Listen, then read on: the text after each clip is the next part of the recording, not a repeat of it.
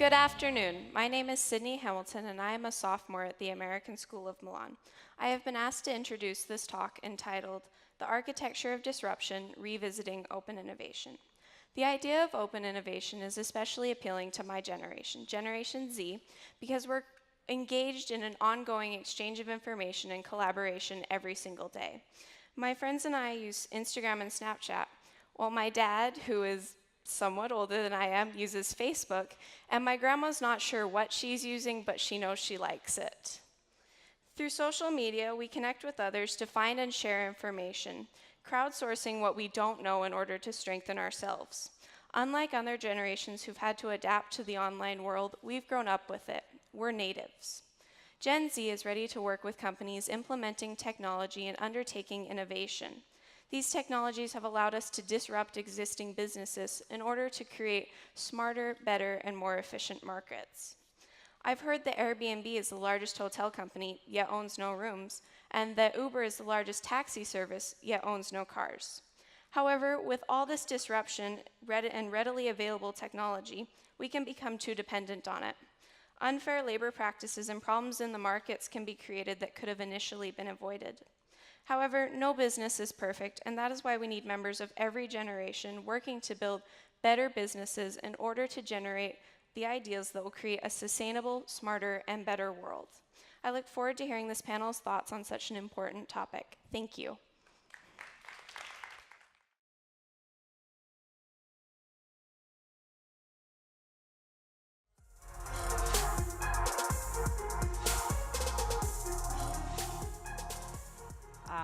Buongiorno a tutti quanti, e per me è un piacere grandissimo presentarvi questo magnifico panel di esperti che abbiamo oggi con noi.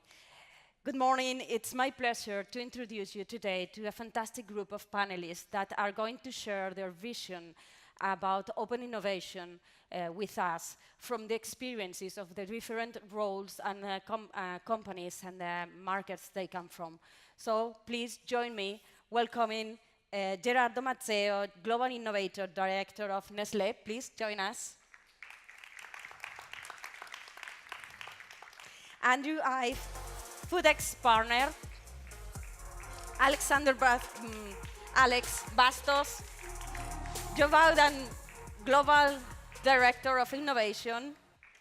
Francesco Ievorino, Partner Strategy of Strategy Innovation from Deloitte. Josué de Nigris from CDP Equity, and Enrico Noceda from Grow It Up. Please take a seat with us.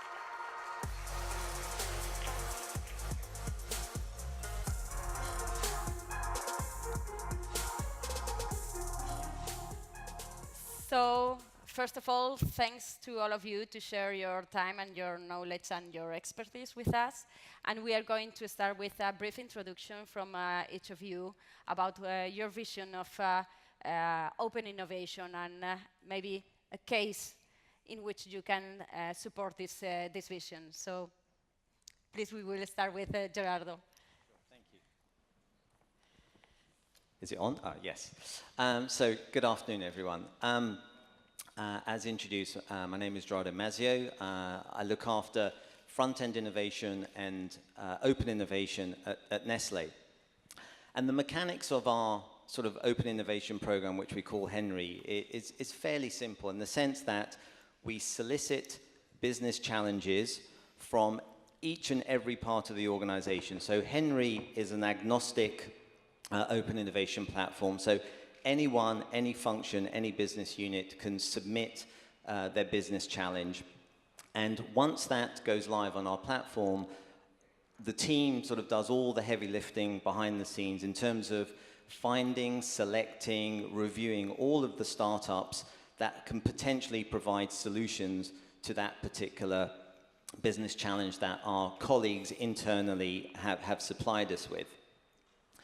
And one of the most important things that we set out to do at the very beginning when we were designing Henry is that we wanted the open innovation platform to be anchored in our sort of purpose and value. So if you go onto our platform today, you will see all of the challenges to date have a very strong root and a very strong anchor against our mission, which is all about contributing to a healthier future and enhancing the quality of life. And we've had many different challenges, and the profiles of them range from how do you assess, diagnose, and solve micronutrient deficiency in specific parts of the world? How do you find complementary materials for different parts of our business, specifically with PET? How do you encourage parents and children to spend much more activity time using technology as the vehicle to, instead of being locked to that device, to actually spending family time and physical time with the family as well. So, we have a very wide range of challenges to date. And to your point about the vision, it's relatively simple. It's all about mutual partnership. It's about collaboration right from the very, very beginning. It's also really important that for every owner who comes to Henry and gives us a challenge, they have to provide us with $50,000. That's, if you like, our skin in the game, because right from the very beginning, we're taking this incredibly seriously. We want that peer-to-peer relationship with the startups to start right from the moment where that challenge goes live onto the platform. Thank you very much. Andrew, it's your time. Fantastic. Do they have the slide? Yeah, there must be a slide here. If while they are launching it, maybe you can explain your sure. vision. Okay, no slide. You just have to listen to me. I apologize. Just, we are not talking about agricultural disruption. The architecture of disruption. Okay, if you can find the slide, that would be great. Thank you. If not, it doesn't matter. It really Okay. doesn't matter. So I was asked to basically talk for a minute or two about one example of open innovation, and I ultimately came to the conclusion that the best example I know is our, what we do at FoodX. So FoodX was the first and is now the largest food accelerator in the world. We've invested in about 70 companies. And the way we do that, and if you could go to the next slide, that would be fantastic. So if you press the first, actually just cycle through until you get to the end of this. Okay, so open applications. Fantastic, super. Open applications. We go out to the world and we say, if you have a big idea, if you're a great team, apply to FoodX. It doesn't matter who you are. It doesn't matter where you're from. It doesn't matter whether you're old, whether you're young, whether you're a male, a female. We have no particular orientations. Apply to FoodX, and if you've got a big idea, and if you're a great team, we'll potentially back you. So every year we get 1,000 different teams applying to join FoodX, and we take 10 companies every 6 months. And we ask those 10 companies to come and work with us in New York City, and we put them in an open program. And what an open program means is we don't have a specific curriculum where we tell people over the 14-week program the same thing, because that's not appropriate. Every company, every team is trying to do different things, right? So we have an open program. What that means is that we sit down with each team on the first day, and we say, what do you want to accomplish? What can we help you do? What is going to be special for your business over the next 14 weeks? How can we make the next 14 weeks incredibly successful for your business? And then we build a very specific set of mentors and a very specific set of people to help that company achieve their objectives. We've also got access to open commercial kitchens. In other words, a network of places around New York City where these folks can go and develop their own products. We don't own any of those things. So open applications from around the world, maybe 30% of those applications are from North America. The rest are from Europe, Asia, Africa. We're getting applications from literally around the world. We're working with those teams with a very open program, so it can be anything and everything. We have an open set of commercial kitchens. We've got mentors from multiple disciplines. None of them are employees. They're all external. So in other words, we're able to leverage experts and people with great years of experience from corporate organizations like Gerardo, from academia, from multiple different formats and disciplines. So we're able to select different people from different places and align them with what those individual companies are trying to achieve.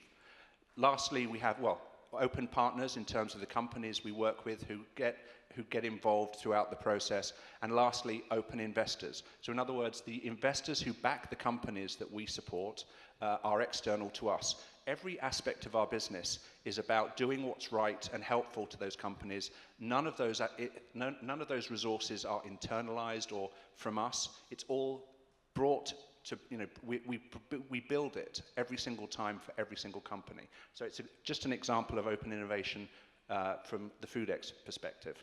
Thank you very much, Andrew. Alex? Okay, yeah, thanks Beatriz, thanks everyone for having me here.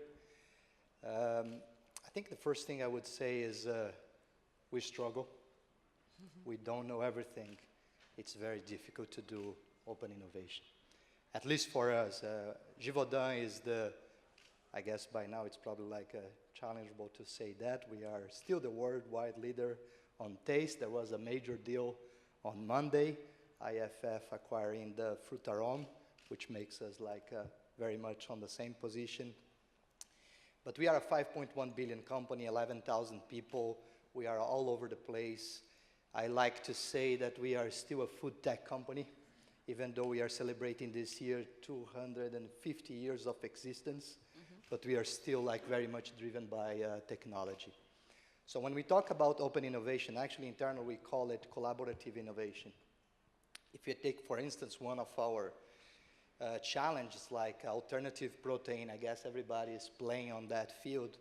And as soon as you remove the animal-based protein and you try to put something else, being plant-based, insect-based, clean meat, you're going to face a lot of challenges. You're going to face challenges on taste, you're going to face challenges on texture, you're going to face challenges on color, you're going to face challenge on mouthfeel, you're going to face challenge everywhere. We can come with taste science and taste technology, but we are very much aware that we cannot solve that challenge by ourselves. So this is when we go out and we look for partners to help us, cracking that problem and really, in a very disruptive way, provide a new solution to the consumer at the end, who is looking for something that can match or meet their expectations. That can be for us any entrepreneur, that being a startup, that being academia, that being supplier, that being customers, or anybody. So that's why we do this. And when we were working on our 2020 strategy, we said, as like a very conservative and big Swiss company, we said we need to be more like explorers. We need to open the front-end part of our innovation funnel and start going out there and look for people who can help us in our challenge. I have to be very careful, and I was talking to one of our colleagues, on this journey, and I said I have to behave because I want to walk the talk, and some of the startups we collaborate, they are here, and they're like, Alex, be careful because we know you are not always delivering in terms of speed and agility, but we are trying. So we are in this journey. For us, there are two main points, and I would say when we talk about collaborative innovation, the first thing is discovery. We need to discover who these partners are for two things. For the things we already know, so we have an innovation pipeline, we have open questions, we know we need people to answer those specific questions, but we also want to know what we don't know. And this is where we want to be more like explorers. To go in this journey, we fully believe we cannot do this by ourselves, and this is where we start building our own ecosystems of enablers, like accelerators, like FoodX. So we have partners from the West Coast, East Coast, in Europe, and also in Asia, who are actually getting us to the right people who can help us discovering what we don't know and give answers for where we have specific questions. And then once we find them, this is where this challenge starts. Because then you really have to manage expectations. If there is one thing I hate, and I was telling this guy this morning, as a big company, you know, collaborative innovation is very trendy, and then internally, like, people want to just to be entertained, and this is where I create some walls and make sure that if we don't have serious game working with a startup or an entrepreneur, I better let them go and not distract them. But then if we are serious, then we have good things. So we have dozens of things going on right now for some of our challenges, and that's pretty much how we at Givaudan see collaborative innovation. Thank you very much, Alex. And Francesco, your brief.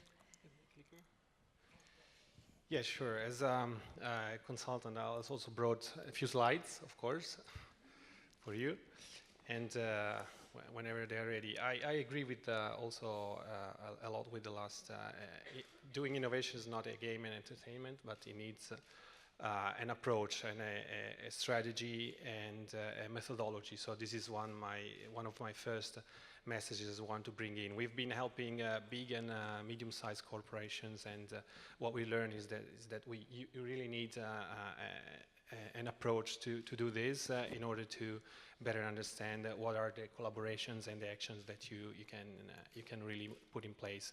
Just to give you a flash about these two pillars, about strategy methodology, I want to bring into the conversation a sort of what we call the priority readiness matrix. So according to the readiness of the corporation and the level of priority that they would bring in what are the social and the tech trends, it is a good start, because open innovation it requires a lot of effort and a lot of possibilities. So giving you priorities helps a lot, and the priorities can be summed up in three big actions. First one is discovery. So whether you want to just observe and rationalize what's happening, or do a more active sensing of what's going on, this would be the first actions you can put in place. Second action, a more advanced and more effort-requiring action, is the validation. So you start when you select some of the innovations, the startups you see around, you start prototyping or accelerating them. And third action, of course, is scaling. So once you've prototyping and you validated what we are looking for, then you go more in the serious game of scaling within the big spot processes of the corporation. So within the strategy and methodologies, this could be a sort of lesson learned that we've been selecting. Talking about collaboration and action, there's a large variety of actions that you could really do according to the phases of innovation we just saw, and three other additional variables. These are the expected timing for results, actually what are the financial requirements you want to put in place, and the degree of integration and collaboration you want to put in place with those innovations startups selected. So if we map these four variables in a sort of, again, a matrix, don't forget that I'm a consultant, so I need to schematize everything.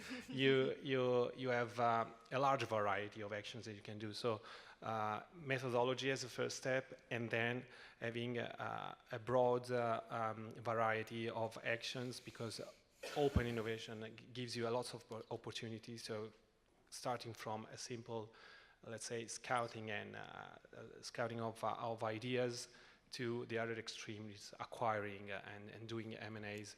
There are multiple actions, and there's no right receipt of what you can do. It depends a lot on the size, the moment, and what's going on. Talking about acceleration, we just launched yesterday in this same room an accelerator.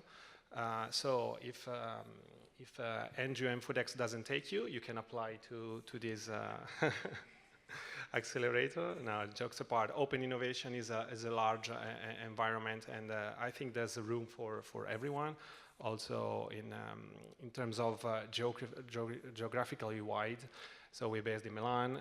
Foodex is based in Porsche, New York, and so this is a concrete example of what we're doing. So we're gonna select some corporations. Thank you very much. So, Josué. Good afternoon, everyone. I'm Josué De Nigris. Just a few words on who we are and what we do. We are CDP Equity, which is a holding company owned by 100% owned by Cassa Depositi e Prestiti, which is the Italian National Development Bank. We have 11 portfolio companies. We focus on large corporates in key strategic sectors according to our bylaws. We do basically minority investments through capital increase, so we just look at companies which has an ambitious growth plan, and this growth often comes from innovation.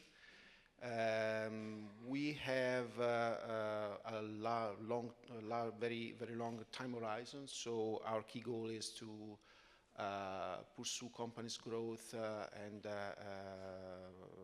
have companies listed on the stock exchange. One of our key portfolio companies in the food business, the agricultural business, is called Bonifiche Ferraresi, which is listed on the Milan Stock Exchange. And this company has recently transformed completely its business model and moved from a pure farming and agricultural business into a service business. They first of all, they geomapped all the soil that they own.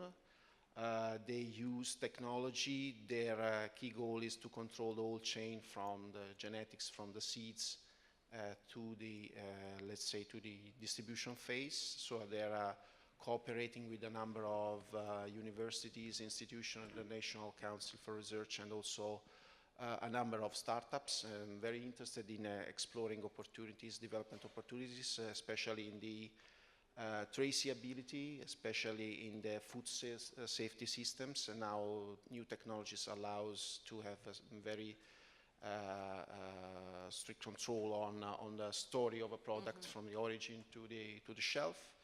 And the company is very serious in this project. The CEO is very committed. There is an innovator himself. So we are here just to enable this sort of growth, because growth comes from innovation, and you need to cooperate to find new solutions for the market. Okay, thank you very much for your introduction. And Enrico, finally. Hey, thanks everybody. I'm Enrico Noseda. I run the Open Innovation program called Grow It Up that sits with Cariplo Factory. Cariplo Factory is one of the most relevant innovation hubs in Italy.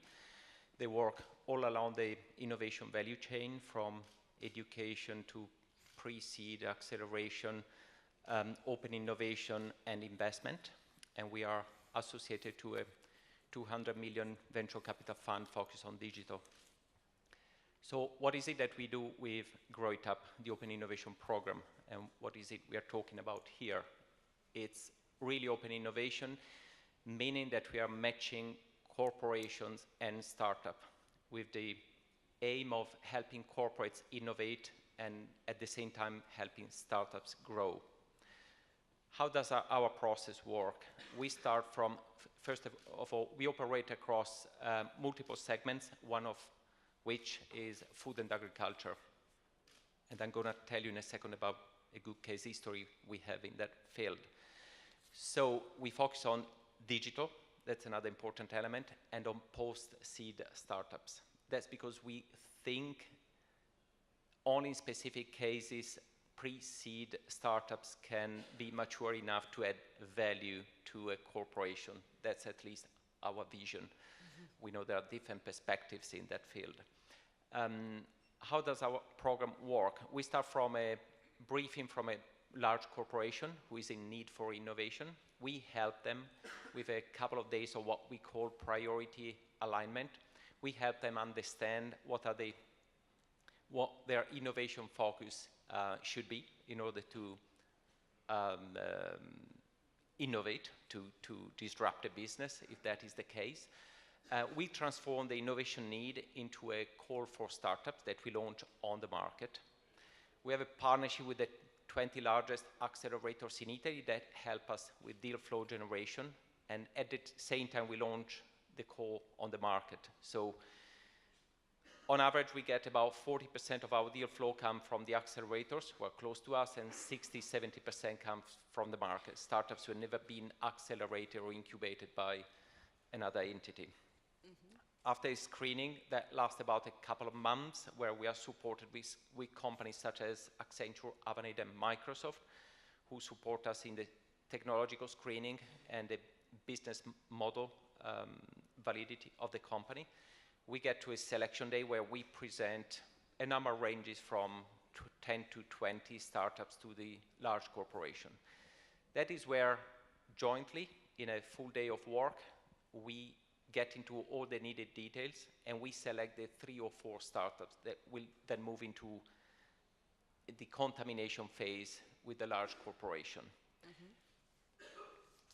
Our vision to open innovation is that you need to provide, in this specific case of open innovation, matching startups and corporates, you need to make sure you provide mutual value.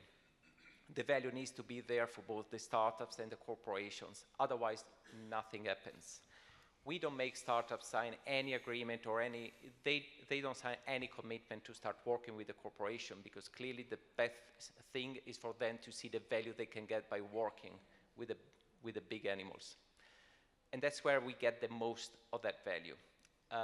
Moreover, after we do the matching, we don't move over to another customer, but we actually follow the contamination phase for a period ranging from 3 to 6 months, where we are helping, basically, we are helping them talk and produce something of value.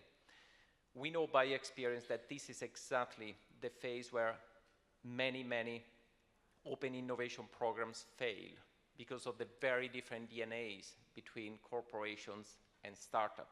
So it's not just a matter of finding the right technology or the right business model, closing them in a room with the innovation department of a big corporation, but it's a matter of helping them speak the same language and get to a joint program. And for that, again, we take between 3 to 6 months, and then we let them go once we have secured a joint plan that will bring value to both companies. Thank you very much, Enrico. I do have mine.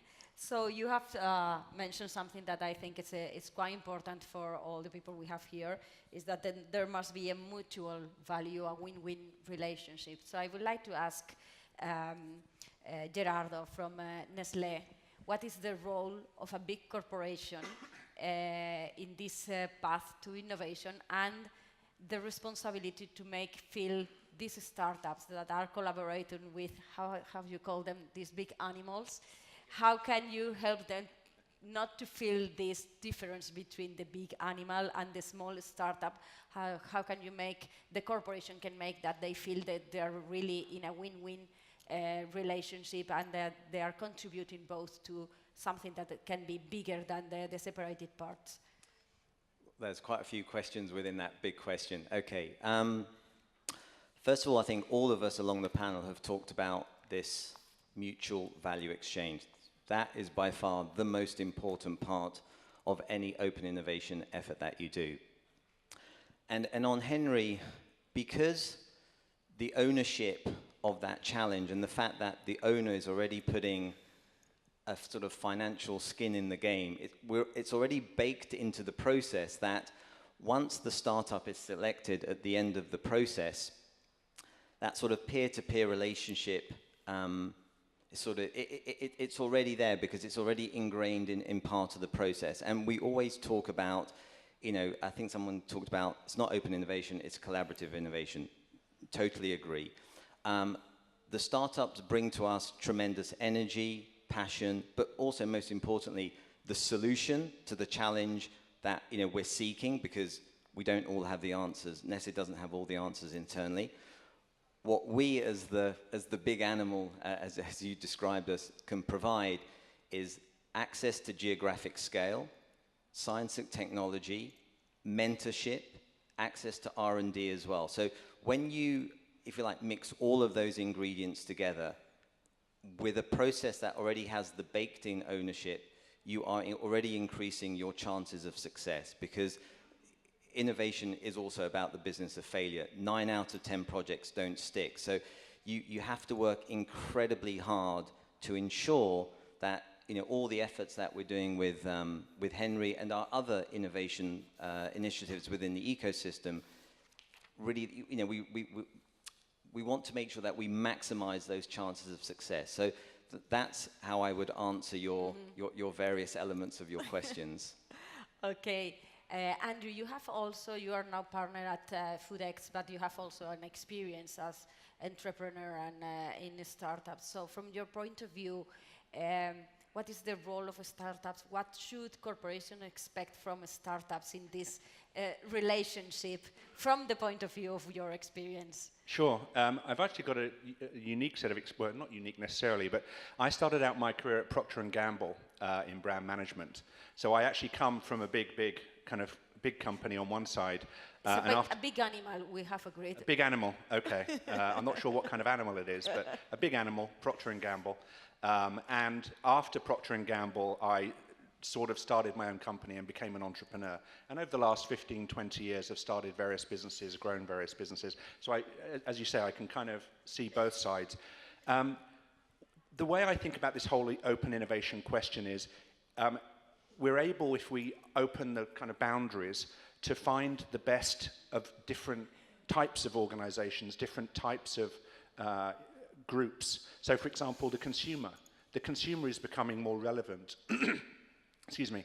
The consumer is becoming more relevant in the innovation cycle. Once upon a time, the big food companies, for example, they kind of created the concept through market research, a lot of analysis, a lot of numbers, and they took that analysis and they came up with a new concept and they tested it, and eventually they passed it out into the marketplace and they put it on the shelf, and they pretty much controlled those shelves, and they almost, through a lot of TV advertising and a lot of expenditure, told consumers what they were supposed to eat, right? It was a very one-sided communication and a one-sided channel. Now that's changed completely in the last 15, 20 years. The consumer has the ability to engage, to talk to the large animals and tell them what they're looking for. And they're making more discrete decisions in terms of where they're spending their money. They're prepared to take a chance on a product which isn't with a brand that they're very aware of. They're not necessarily buying with the money that they have in their pocket the Campbell, the Campbell brand or the Nestle brand or whatever. They're prepared to try something different. And what that means is the consumer is becoming more involved in the innovation cycle. And a lot of the innovators that we see from the entrepreneurs, a lot of these entrepreneurs are consumers who are not seeing what they want in the market, and they're getting so, frustrated is the wrong word, but the barriers to entry in the food industry are dropping so that regular people can just start a business, create a product, put it on a farm, put it on a shelf in a farmer's market, and allow other consumers to tell them whether it's good or not. Right? So in other words, startups are the consumers who are wanting to try something new. So the whole thing is opening up. And that's why open innovation is such an important thing. We have a company in our last cohort that was started by a 15-year-old girl, and girl's a horrible word, I apologize, woman, 15-year-old woman, who started a company because she wanted a product that wasn't on the market, and it's called Abby's Better if you don't know it. And that's a product which it wasn't available, so she went to a kitchen and she created a product from scratch. So that's how the big companies can get together with the consumers and with the startups and create something new and impressive and necessary for the market. Mm-hmm. So you have talked about the direct relationship with the consumer, but for example, companies like yours, ingredients companies are in between, are a B2B company, but are probably like a bridge for innovation, because you are probably at the avant-garde of the innovation. What is the role that this kind of B2B companies can play in this open innovation? Yeah, for sure we are like, in the B2B world, but definitely in terms of food, consumer is king. I mean, they are driving everything. And they are not just driving the demand for what they expect, they are also demanding agility from big food.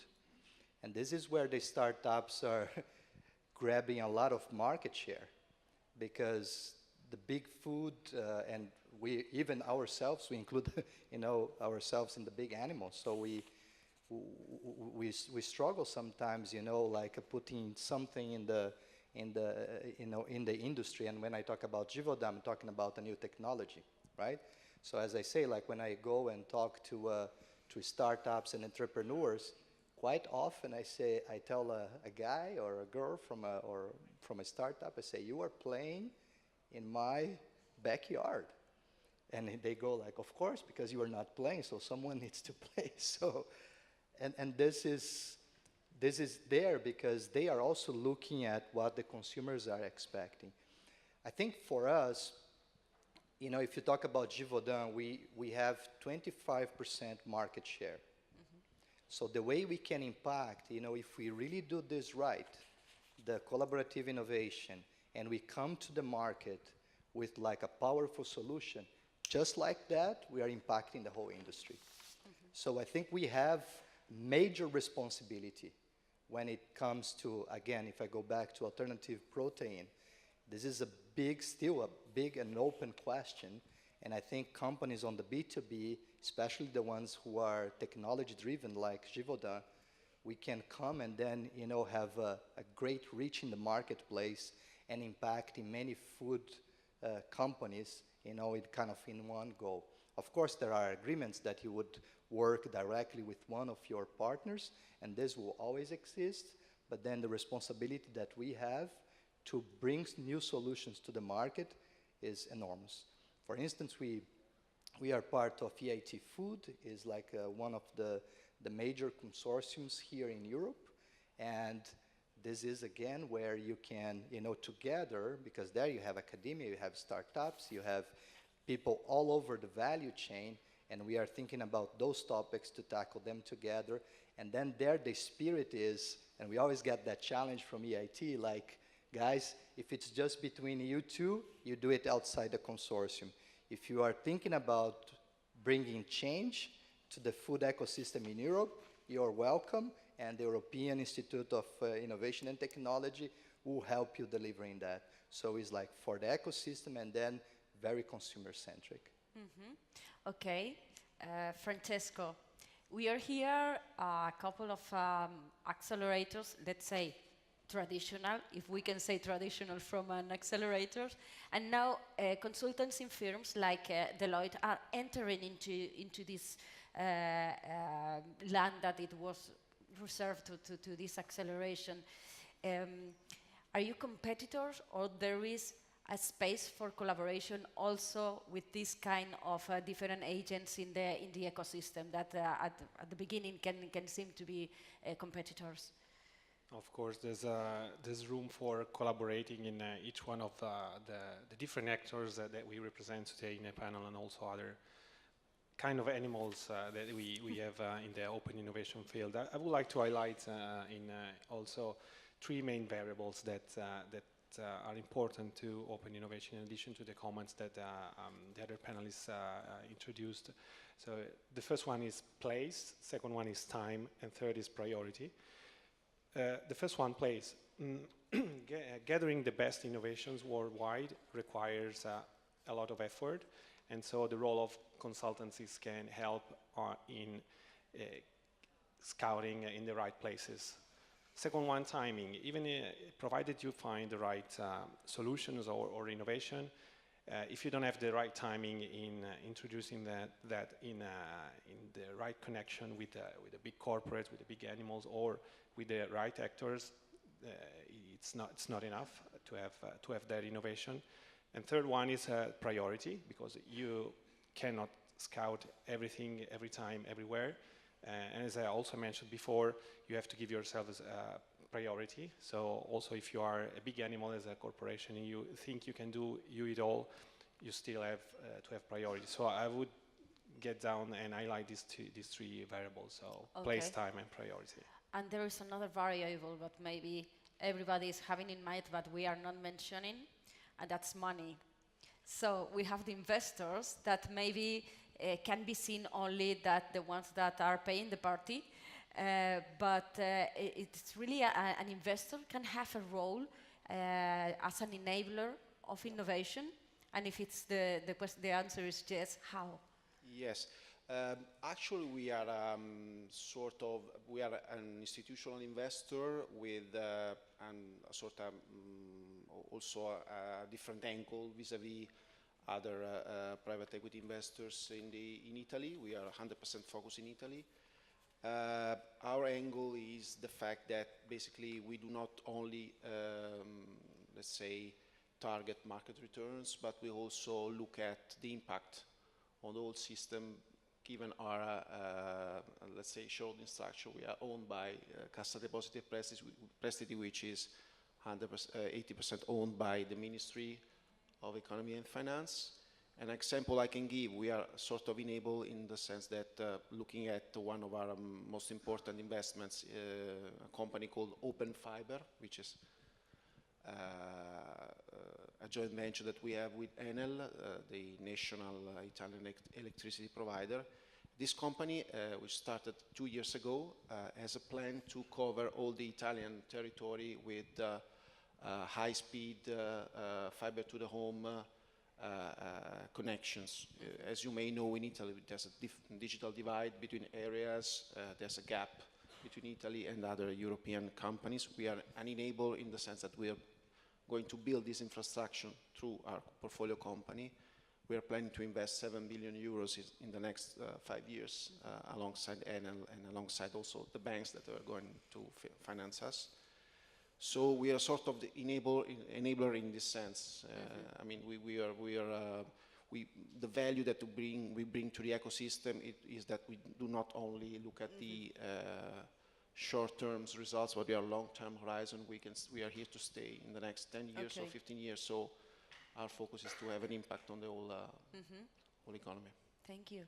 And we have been talking about this, big animals, but it's only a question of big corporations, or there is also an opportunity for small businesses to work with other startups and to practice open innovation, which are the kind of companies that are suitable for this?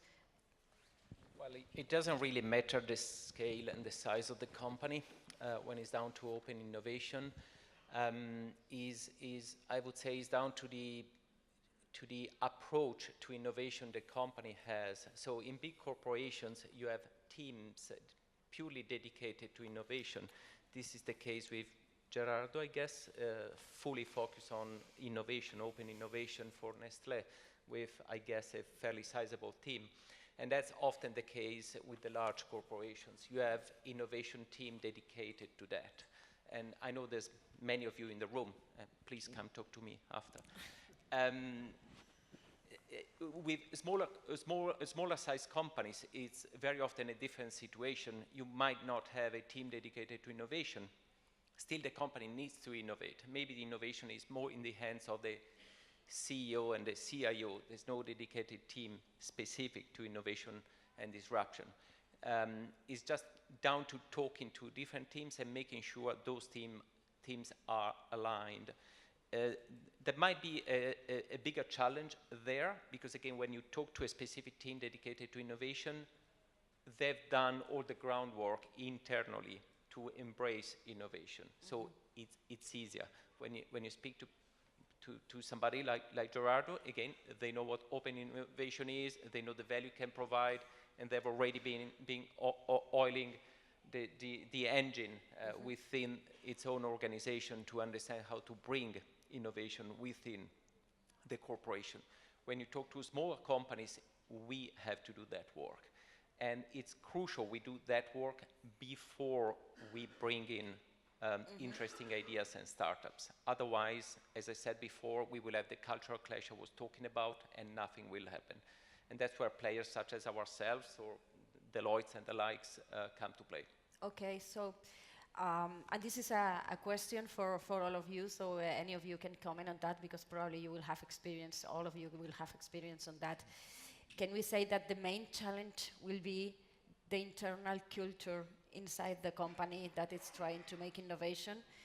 Because probably you will have found companies that are trying to do open innovation because it's a trend, or because it's a marketing thing, or a social responsibility. So what is the main challenge, or how can we work, or what any of these actors can work with the corporation in order to really make that innovation is something that it's in the ADN of the company, and not just a question of marketing because it's a trend right now. And this is an open question for any of you who wants to start. So maybe a couple of things that I'd just like to dispel straight away.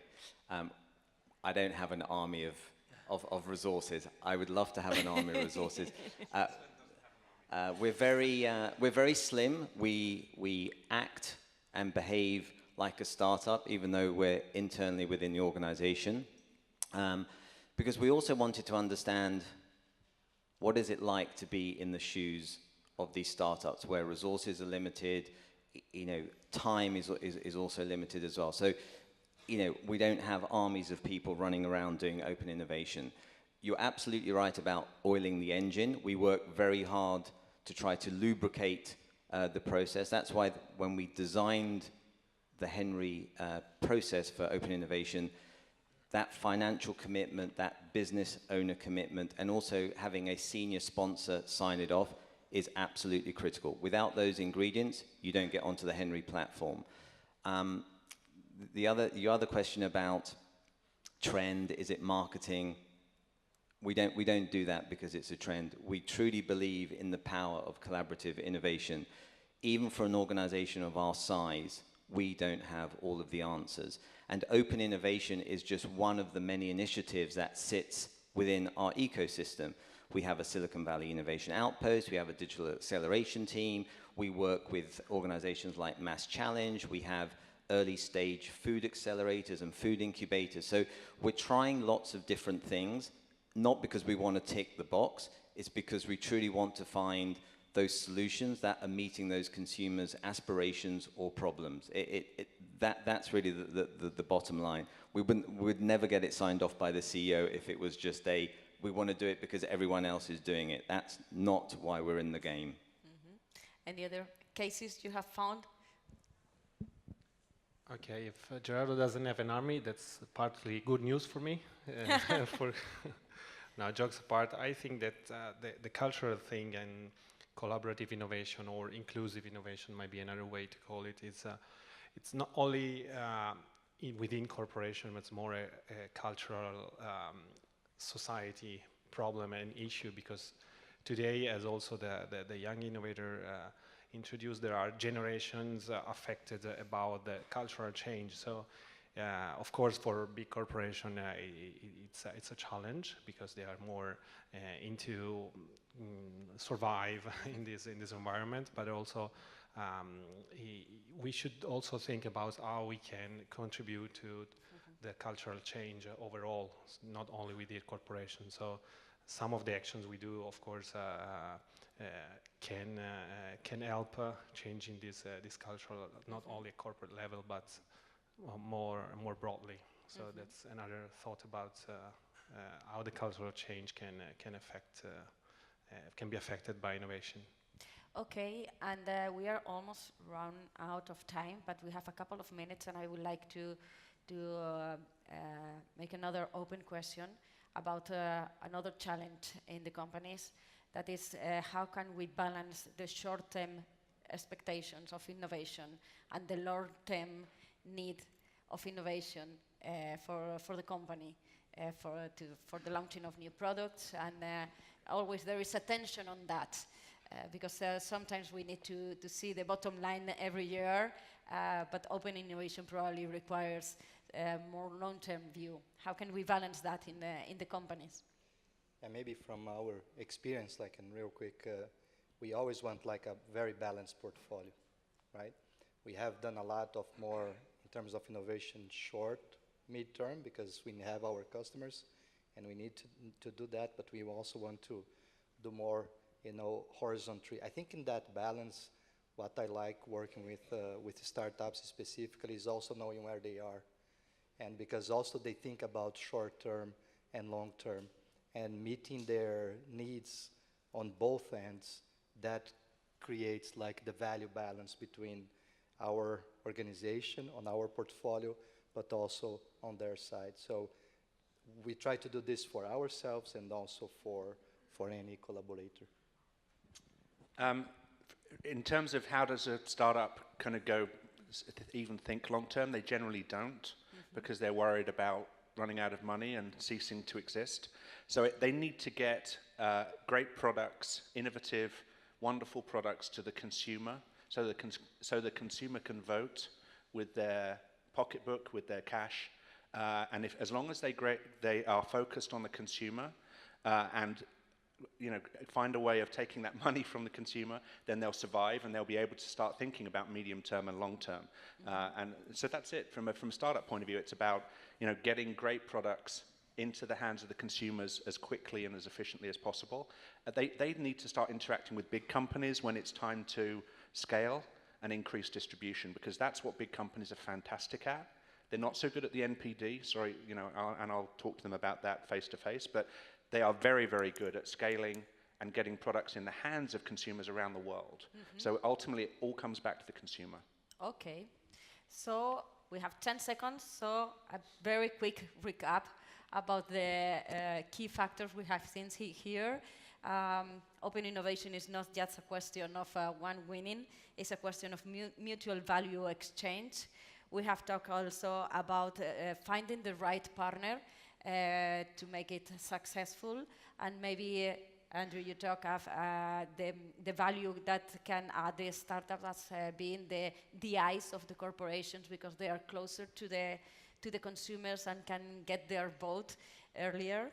And also we have talked about the culture, that innovation must be something in the culture in the whole company, and the collaboration with other actors that can oil the processes inside, and everybody can have a role, and everybody can have a collaborative spirit independently of where they come from, and even money can be a contributor to open innovation.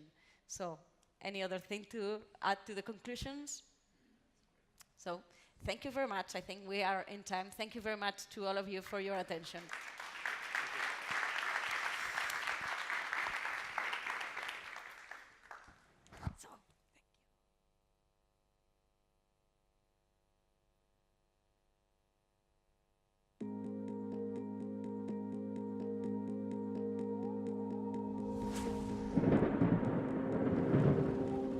Empty your mind. Be formless. Shapeless. Like water. If you put water into a cup, it becomes the cup.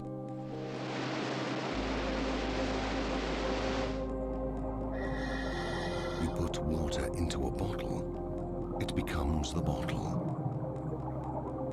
You put it in a teapot, it becomes the teapot. So water can flow, or it can crash. Be water, my friend.